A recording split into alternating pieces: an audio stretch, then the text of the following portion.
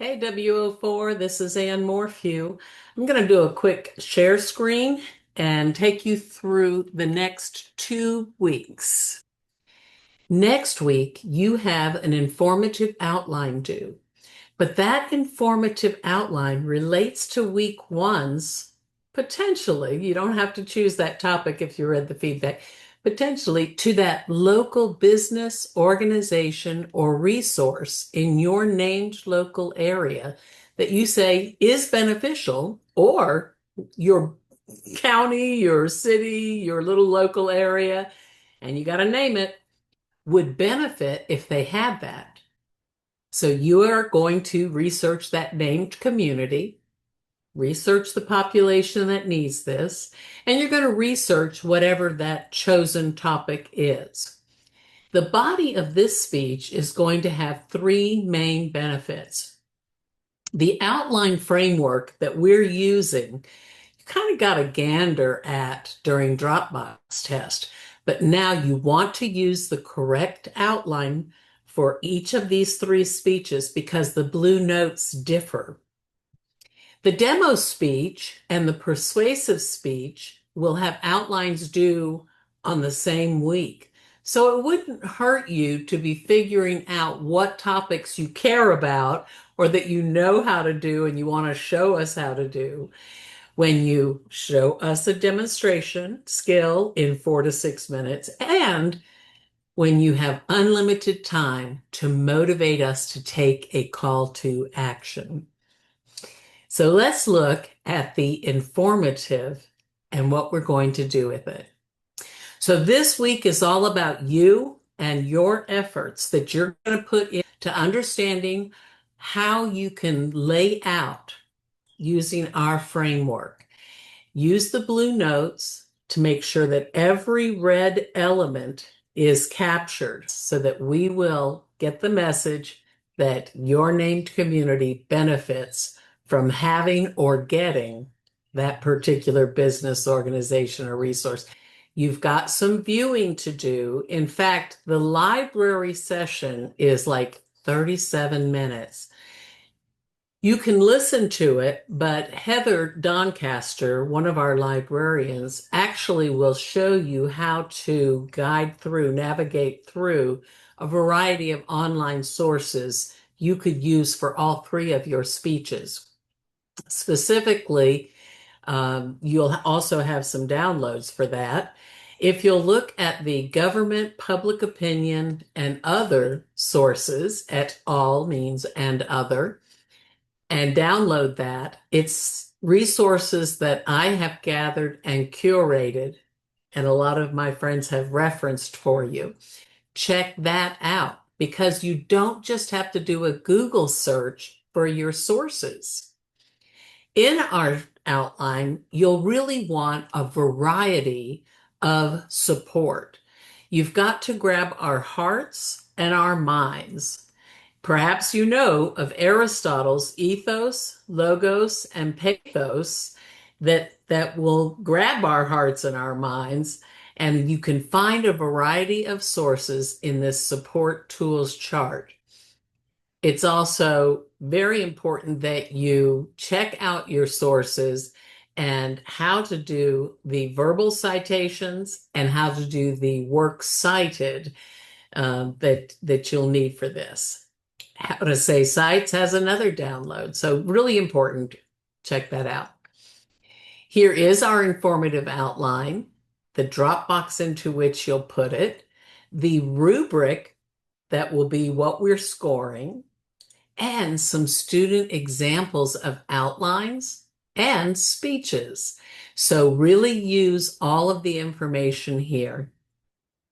Another important resource that was linked in our course outline is Expository Links Resource. And when I click on it from this sidebar, or I navigate it to it by a link or any of the arrows, you're going to find all kinds of information, and you can pick the section that you need more details about.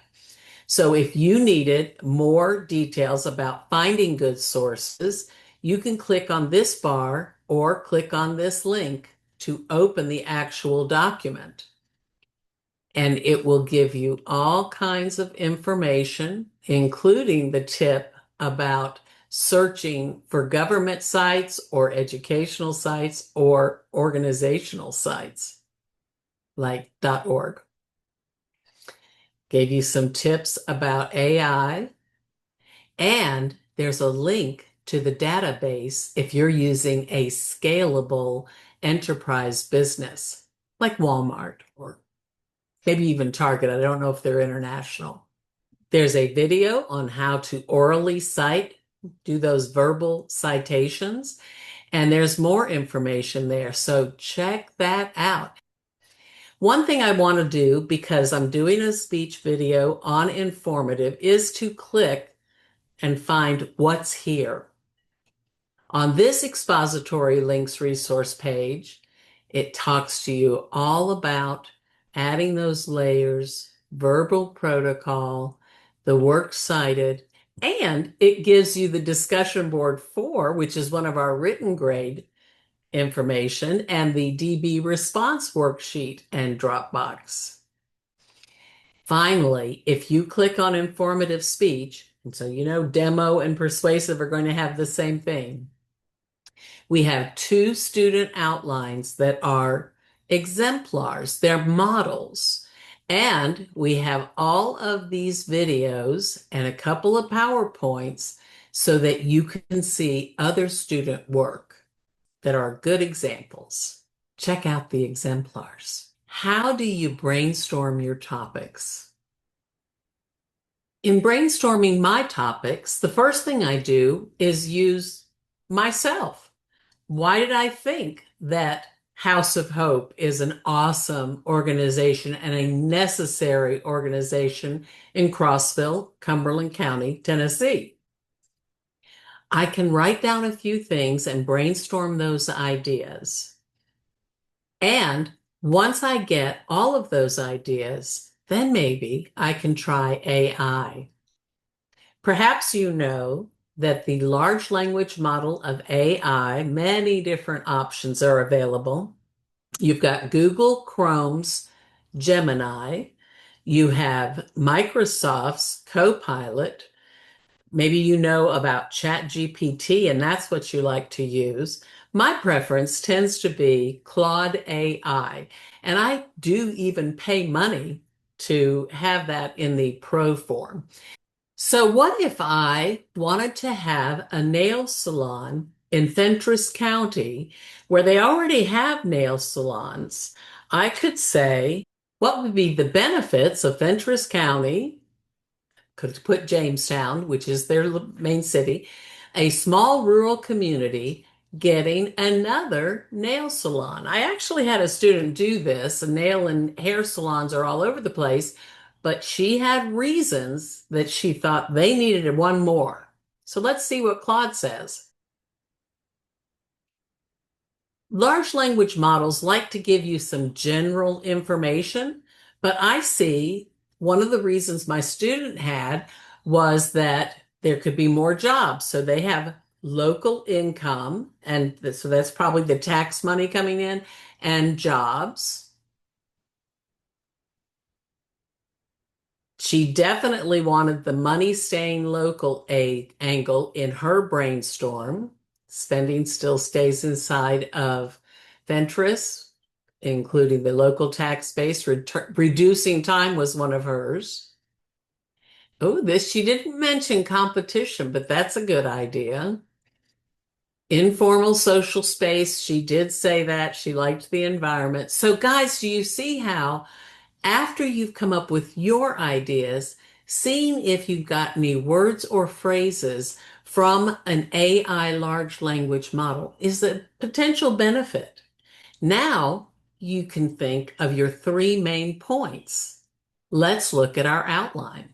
Back on our week that has, could have jumped down, that has our outline. And I'm going to hover over the link, 2-finger tap or right click and open link in a new tab. You can see that there's lots of blue And that's where you're going to read and use those tips and then remove them so you have a usable outline for you. The thing I want to point out on this is that if you list, you really need this focus sentence. It's going to help you craft your speech. But if you list every material, every little thing you'll want and need, you can use it like a checklist when you're doing your speeches. It's particularly important for demo. I say really layer the appeals to grab the heart and mind, ethos, pathos, logos. And you should do that in 5 spaces. Really layer a variety of support that grabs our interest, maybe lays some common background, because people don't know what you know about your particular county, where it is, what the people are like. You can give that great background, perhaps where the business is. I've had someone do a wonderful slide with a Google red dot of its location and even the address underneath it. Think what will work for you, your audience, and the specific speaking purpose. Credibility is another place where you can really layer your support and with a variety of things. So maybe you want to show a picture when you did a mission trip somewhere. Maybe you want to tell how long you've been volunteering someplace. Perhaps there's a story to put in there. I remember when. All of those things will let us know why you should be believed, why you are credible. Cred's root word is truth, why we should believe your truths and why you should be telling us about this topic. The thesis is very simple. This named business benefits or would benefit this named community or this named resource. You can rephrase it how you want, but you need to have that simple structure before you say what your 3 benefits are. And many people combine thesis and preview. They may say it in one simple sentence, or they may say it in a variety of little sentences in the preview section. But go ahead and get it said, thesis and preview. You'll use a transitional word or phrase for every one of your 3 benefits. So look at our transition chart and consider using some of those. You can find other ones, and there's a great paper called Explanation of Outlines if you want a wide variety of how you can flesh this out. The main point sentence will be that transition word with the main point sentence about the first benefit, and then you'll put a lot of different support that says and shows about that one benefit. Follow the same sequence for main point 2 and 3. Finally, you get to the conclusion. Conclusions will signal with a transition word or phrase, and then go into the restatement. Restatement in our framework is the thesis again, or maybe the proposition if you're proposing an argument in persuasive. And it's going to be what the body structure is.